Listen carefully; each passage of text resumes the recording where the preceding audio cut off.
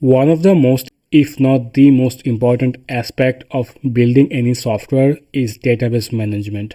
Because if you don't structure your data well, it's gonna lead to missing data, data duplications, discrepancies, and of course, create security issues. So clearly it's an important topic to understand and not something you can just copy paste from ChatGPT. But no worries, because in this video, we are going to turn an idea into a proper database structure and use that to create our Drizzle schema so we can use it in production. Alright, let's get to it. So this is the project we will be working on. It's called 10stack logs. You might have seen it in other videos, but basically it's a multi-author blogging platform or Medium alternative. And I have listed all the features that we need for this app. Any users can create blogs. That means anyone by default is an author, right? Whether they post or not. Blogs can be free or paid. All the free blogs anyone can read, but to read the paid blogs, you need to pay $8 per month. Again, this is similar to what you might see in platforms like Medium. And at last, readers can upvote or comment on blogs. And that's all the main features we need for this app. Now, in a real world scenario, you might have things like analytics where the platform can figure out which blogs are doing well and how much to pay to each authors and all that. Now, that's a very big feature that we cannot cover in a YouTube video. So we will keep things simple for now, but this is going to give us all the fundamentals we need to design any database structure you want. So once you have a high level idea about your platform, the next thing you should do is select your database. Now you have a bunch of options out there. We have Postgres, MySQL, both are SQL database. You also have MongoDB, a very popular NoSQL database. There's also Redis, a popular key value store. Unless you have a very specific use case and you know exactly what you want, I would suggest to always go for Postgres. This is the most reliable database you can work with. You can never go wrong with Postgres, and that's what we will be using in this video, but the fundamentals should apply on any SQL database. Alright, so now that we know all the features we want, let's now figure out the tables. So tables are a way to organize your data in different boxes. So for example, on our app, we have users, right? So we can have a user table, and this is going to store all the user related informations like their name, emails, and all that. We will get into specifics on each table, but for now, let's try to list all the tables we need. Now next, obviously it's a blogging platform, so we will need a blog table where it's going to store all the blog related information. Now inside our blogs, users might want to upload images and videos and all that. So we should have a media table to store all those information. Next feature is users will be able to pay, right? So we need to have an option so we should have a subscriptions table to store all that. At last, readers can upvote and comment on blogs. So we should have a vote table and a comment table. Let's fix this. One last thing I want to add is a tag table. So for example, if you go to any blogging platforms, you might see these tag options or categories, and this helps authors to categorize their blogs and also helps readers to find blogs that they are interested in. So let's add that. And yeah, that's all we need for now. And I think that's all the tables we need for this app. Always try to keep your data structure simple and not complicate things. Now let's go ahead and get deeper into each tables and create our schema. So I will just keep it simple and create our diagram here in Figma, but you can use more specialized diagram tools like Eraser. Yeah, this is a very popular one. Okay, let's go back. Let's name this user. So in this user table, we are going to store our users, right? So think of all the informations you need to store for every user. If I think I want to store their name, I want to store their email. Of course, we have to let them log in, so we can store their password. We also need a username to uniquely identify each user. We should also have user's profile picture. So let's have profile image. Now, when it comes to storing static files, you probably will store those in somewhere like AWS S3. And when you store there, you will get a public URL, right? So for example, if I go back to dev.to, you can see we have an image here. And if you open the image in a new tab, you can see there is this public URL. It looks like they also used S3. Makes sense. This is the most popular one. So anyone who visits this URL will get access to this image, right? So that's what we will be doing. Image link over here. Next, we need to figure out the type of each of these data. So name is a string. For any string, you can just use text as a SQL data type. Email is also a text. And email is also an unique field because two users cannot share the same email, right? So let's make this unique. Password is also a text. When you are storing a sensitive data like password, you should never store it in plain text. Always make sure they are encrypted, so if anyone gets access to your database, they cannot just see the password for all your users, right? Next, username, which is also a text and unique. Next, profile picture, this is also a text. Now let's create our blog table. So I'll just copy this. Now think of all the information a blog need to have. We need to have a title for each blog. We should also have a slug for blog URLs. So if you go to the blog, you can see there is this readable URL, and that came from the title, and it makes it really easy to remember the blog URL instead of having some gibberish that no one understands. So we will have that. We also have a blog content. We don't need the username. We have slug for that. As like user, we should also have a cover image. Okay, so these are all the core information we need from a blog, but there is a problem. Can you identify? Okay, so we have the blog, but how do I know which user wrote this? There needs to be some sort of connection between these two, right? And that's when it comes primary key and foreign key. So on every piece of user data, we should also have a primary key that uniquely identifies that user. Now an ID can be an integer or a string, but I am going to use an UUID. So it's going to be a text and it's our primary key. Same for blog ID. Let's move this all the way top. So now that we have a unique ID for each user, we can use that in our blog table to create a relation. So if we put just a user ID field, so whenever a user creates a blog, we save that user's ID in the blog table as a foreign key. So now we can easily figure out which user wrote this blog. And this is the purpose of this SQL relations, where you can connect different tables with these primary key and foreign key relations. Now, if you are wondering why we are storing the user ID in the blog table and not the blog ID on the user table, let's say somehow this will work, but what if this user creates a separate blog and now you have a different blog ID?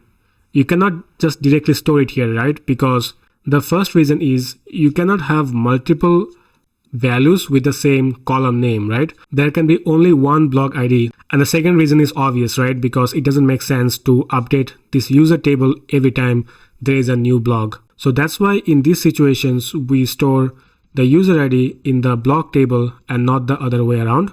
And a fancy way to call this is one-to-many relationship. I wish I could put it over here, but I guess I cannot. You get the point, right? Now let's imagine users are coming in and writing a bunch of blogs in your website. The website is doing good. Now, how would you know if this blog is written in 2016 or 2015 or 2026? There is no way to tell, right? That's why it's always a good idea to have two different fields, created ad and updated ad. So the created ad is when the blog is created, and the updated ad is every time when the blog is updated. And we can put this here as well.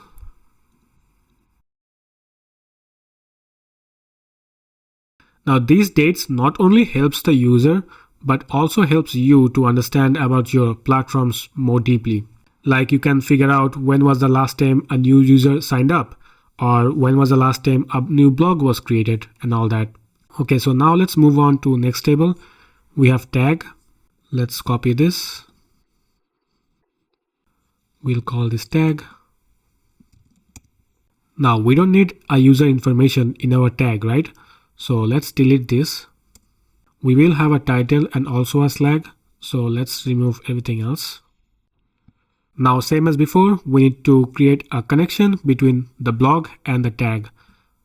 So now you have to ask yourself, will one blog have multiple tags? The answer is yes, right? Because you might want to have different tags in a single blog. And the next question is, will one tag have multiple blogs? The answer is also yes, right? Because there might be lots of different blogs with the tag of React. So this cannot be a typical one-to-many relationship. And that's where it comes many-to-many relationship. Let me show you how it works. So I'll get a copy of tag. And we will call this tag underscore blog underscore relation. Now you don't have to capitalize all the name. I'm just writing it like this because it looks better, but you should keep all of this in lowercase when you are actually creating the database. Now this is a special table because it doesn't have any unique data of its own, but works as a bridge between the blog and the tag table. So we need to add the blog ID and the tag ID over here. This will be a foreign key. This will also be a foreign key. And I don't need any additional information from here. And this blog ID is coming from this blog table. And this tag ID is coming from the tag table. So now we have successfully created the connection between the blog and the tag, because every time we create a new blog, and if it has multiple tags, insert a relational column in the tag blog relational table with the blog ID and the tag ID. And that's how we can fetch the tags of the blog. Any specific tag, you can fetch all the blogs that use that tag. So I think that's all the core information you need. So I will just go ahead and create the tables for media, subscriptions, and these two.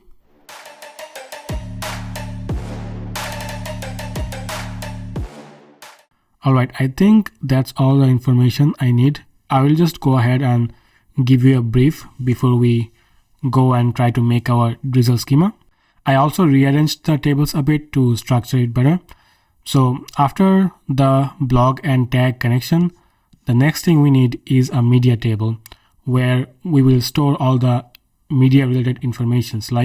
So for example, when you go to any blog like here, a lot of times you will see people adding these images, videos, GIFs in middle of the blog.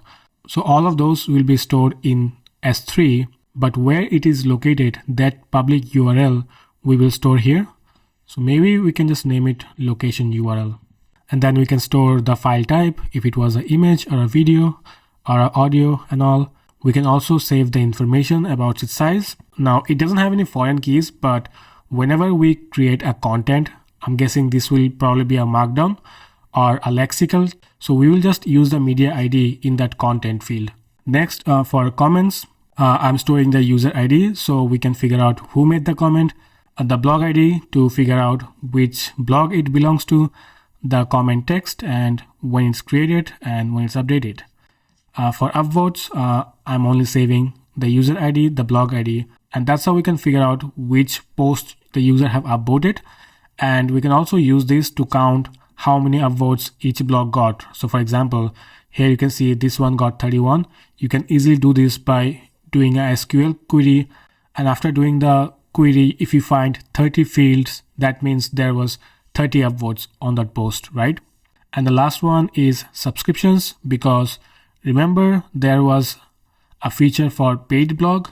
So the paid blogs can be written by only paid users. So for that, we need a subscription field to track who are the users who are paying. So I'm storing the user ID as the foreign key, the status, if the subscription is active or cancelled or inactive, when was the last time he paid, and when is the next time he should pay. And that's how we can figure out who is the paying users.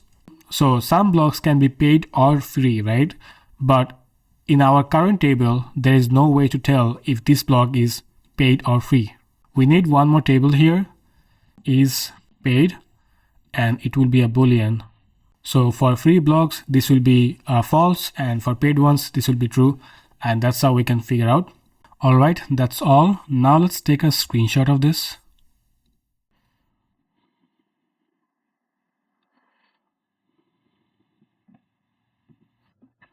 And go to Claude.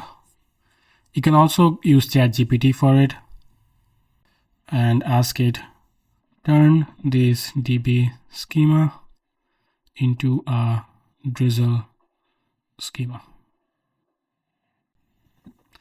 I probably should have said diagram, but whatever. All right, looks like it's done. We can review this. I can see we have the users with our primary key, name, user ID. Yeah, everything looks good. So we can just copy this, go to our project, open this up. So I already have configured Drizzle in a previous video. So I think I have a schema file already. This. Yeah, you can see I had a dummy blog table in the past. So let's replace these with our new schema. Everything looks good. Now let's push these changes to the database. npx drizzle kit push. All changes applied. If we see the database, you can see we have all our new tables. The blog that has the ID, user ID, title, slug, and everything that we had in our schema. The last thing I wanted to talk about is indexes, but I think this video is already too long, so I'll create a separate video covering that. I will also link the GitHub down below in case you wanna check out the code base. Alright, that's all for this video. Hope you guys liked it, and I will see you guys next time. Bye bye.